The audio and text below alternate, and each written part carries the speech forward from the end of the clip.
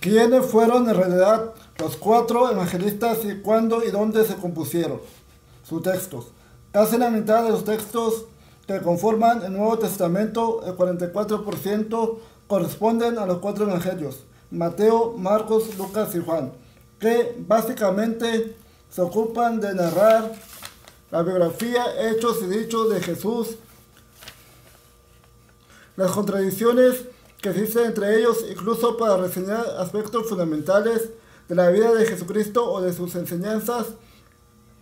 llegan a ser tan notables, profundas y evidentes que sus traductores católicos no pueden menos que culpar a la tradición oral de las diferencias muy frecuentes y se notan,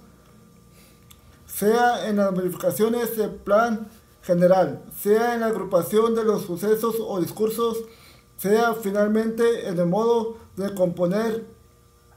la narración de cada relato. Más por encima de todo esto se cierne la inteligencia de los autores sagrados, a quienes el Espíritu Santo inspiraba y guiaba en la ejecución de su obra, conforme a las miras especiales de cada uno y guardando su propio temperamento psicológico. De aquí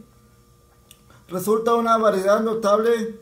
junto a una más que notable unanimidad, de cuya armonía proviene la admirable belleza de los evangelios. Sin cuestionar la belleza de muchos de sus pasajes, que es obvia para cualquier lector culto, ya sea creyente o ateo, cristiano, judío o musulmán, no puede menos que tacharse de excusa absurda el pretender atribuir al temperamento psicológico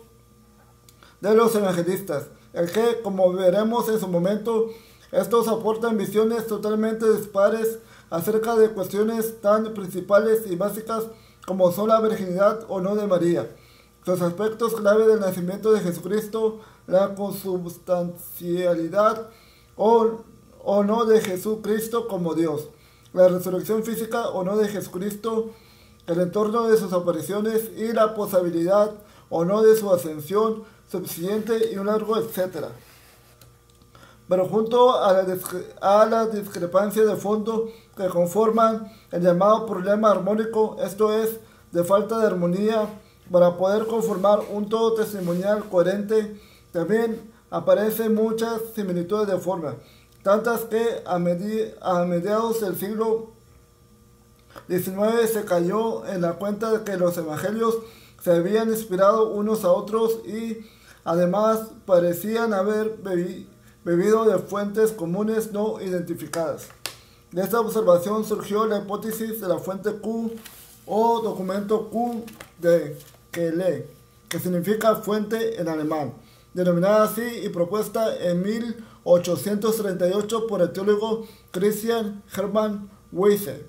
Al mismo tiempo y de forma independiente, otro teólogo, Christian Gottlob Welke, llegó a la misma conclusión. Ambos eruditos postularon la llamada teoría de las dos fuentes, hoy aceptada por la mayoría de los expertos en análisis bíblico, que postula que Mateo y Lucas usaron como fuente a Marcos. Y de ahí las coincidencias en lo que se conoce como el material de triple tradición, y que las similitudes entre Mateo y Lucas, pero que son ajenas a Marcos, se explican por la existencia de un documento hipotético, la fuente Q, que por los análisis efectuados se supone escrito en griego, aunque algunos autores especulan sobre una primera versión en arameo, en Palestina, entre los años 40 y 60 después de Cristo, y que contenía una colección de dichos de Jesucristo y algunos relatos. Pero antes de empezar a ocuparnos del contenido de los textos evangélicos,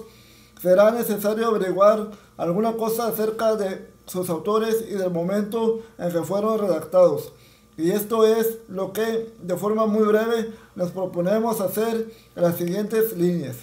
El Evangelio de Mateo encabeza el canon del Nuevo Testamento católico, y desde el principio del siglo II que tiene a este apóstol por su autor. Pero buena parte de los expertos modernos lo consideran pseudo-epigráfico, escrito por autores anónimos con materiales de Marcos y de otros, como la fuente